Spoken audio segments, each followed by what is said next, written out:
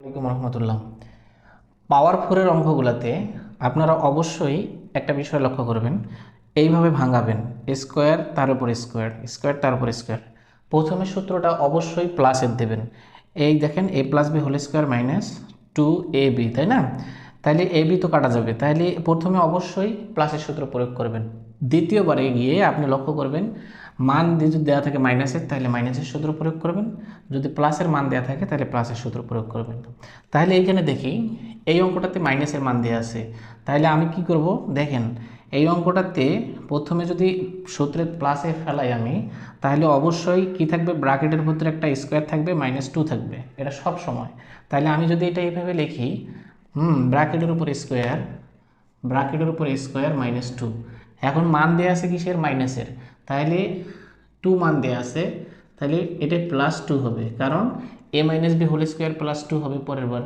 এখন এইটাকে আপনি ক্যালকুলেশন করলে 2 অ্যান্সার আসবে।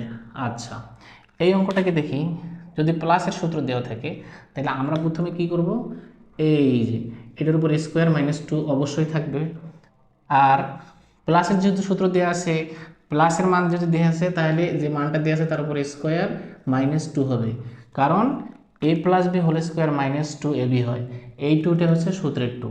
তাহলে এইটার উপর যদি স্কোয়ার দিই কত হবে, 9 - 2 মানে 7, 7 7 49, -2 মানে হচ্ছে 47। এটা হচ্ছে এই অঙ্কের অ্যান্সার। এইটা দেখেন কি দেয়া আছে, মাইনাসের মান দেয়া আছে, তাহলে প্রথমে আমার ফর্মুলা কি, এটাকে আমি ব্র্যাকেট ক্লোজ করে দিয়ে -2 দেব। কেন 2 দেব, কারণ প্রথমে অবশ্যই কি a plus B whole square -2ab সূত্র ফেলাবো, তাহলে এই জিনিসটা কমন।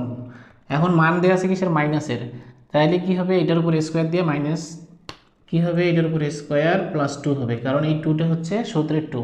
তাহলে 4 4 16 +2 কত হয়, 18, 18-এর উপর স্কোয়ার দিলে কত, 324, থেকে 2 বাদ দিলে হয় 300 কত, 22। এটা হলো অ্যান্সার। তাহলে এই অঙ্কটাকে আপনারা নিজেরা করে নেবেন। আচ্ছা, এই পর্যন্ত ভালো থাকবেন। আসসালামু আলাইকুম।